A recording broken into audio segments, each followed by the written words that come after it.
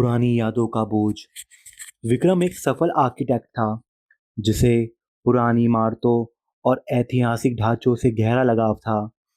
जब उसे पता चला कि उसके दादाजी ने पुश्तैनी गांव रुद्रपुर में उसके लिए एक पुरानी हवेली छोड़ी है, तो उसकी खुशी का ठिकाना न रहा।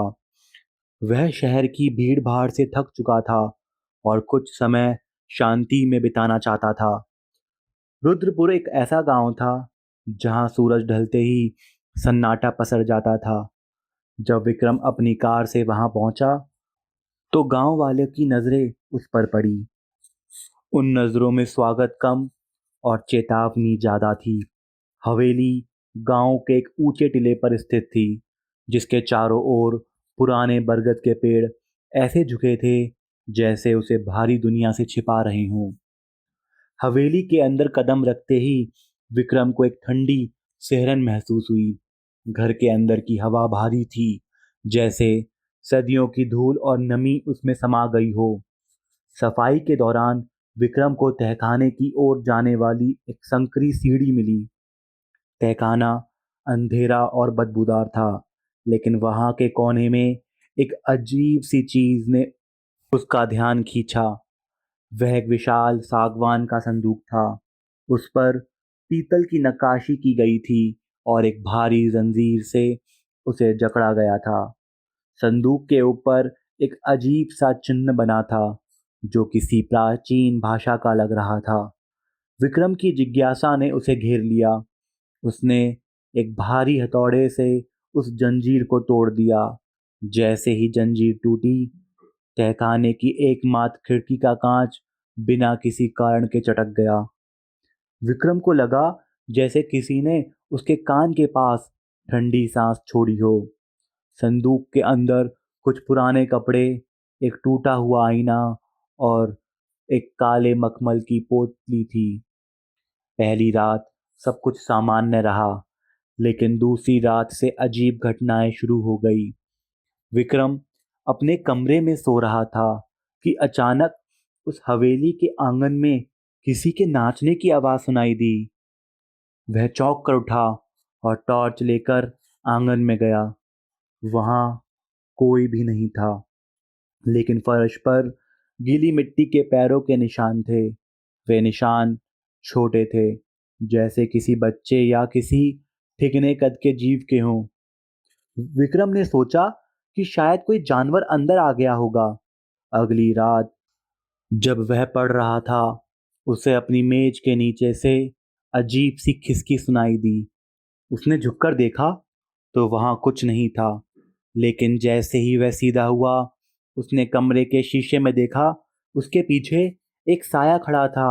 वह साया धुंधला था, लेकिन उसकी आंखें चमक रही थी। विक्रम पलटा तो वहां कोई भी नहीं था। उसका दिल जोर जोर से धड़कने लगा। विक्रम ने तय किया कि वह इस हवेली का इतिहास जानेगा।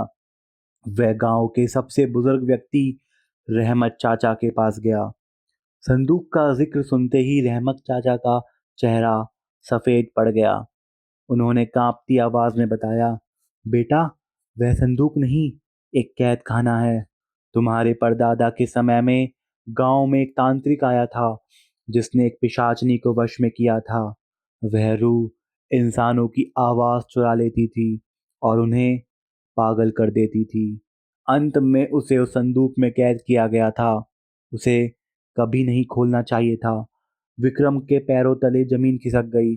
उसने वह जंजीर तोड़ दी थी जिसने उस बला को रोक रखा था। उस रात जब विक्रम हवेली में लौटा तो उसे अपनी माँ की आवाज सुनाई दी, विक्रम, बेटा यहाँ आओ। वह चौंक गया। उसकी माँ तो शहर में थी। वह आवाज तहखाने से आ रही थी। विक्रम सम्मोहित होकर सीढ़ियों की ओर बढ़ने लगा।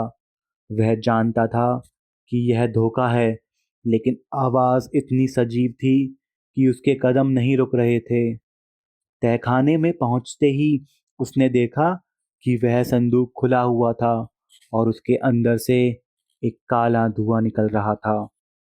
अचानक हवेली के सभी दरवाजे अपने आप बंद हो गए। टॉर्च की रोशनी धुंधली पड़ने लगी।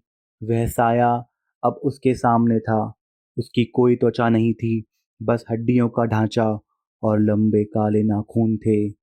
उसने विक्रम का नाम पुकारा, लेकिन इस बार उसकी आवाज़ विक्रम की अपनी आवाज़ जैसी थी।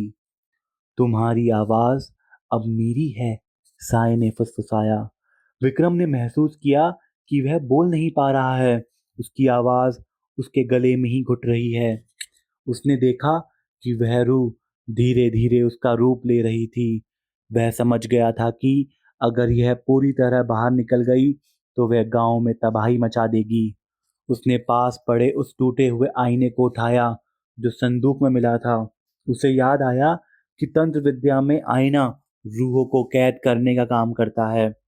उसने अपनी पूरी मानसिक शक्ति बटोरी और रूह की आंखों में देखते हुए आईने को उसकी ओर कर दिया। एक भयानक चीख गूंजी, जिससे हवेली की दीवारें दरकने लगी। वह साया आईने की गहराई में खिंचने लगा। विक्रम ने जल्दी से संदूक का ढक्कन बंद किया और उस पर वह टूटी हुई जंजीर लपेट दी। वह पूरी रात संदूक के ऊपर बैठकर प्रार्थना करता रहा। सुबह होते ही विक्रम ने मजदूरों को बुलाया और उस तहखाने को ईंट और सीमेंट से हमेशा के लिए चुनवा दिया। उसने वह हवेली छोड़ दी और कभी पीछे मुड़कर नहीं देखा। गांव वाले कहते हैं कि आज भी अमावस की रात को उस टीले से विक्रम की आवाज सुनाई देती है, जो राहगीरों को अंदर बुलाती है। लेकिन वह विक्रम नहीं, बल्कि वह रूह है जो आज भी उस दीवार के पीछे अपने अगले शिकार की प्रतीक्षा कर रही है।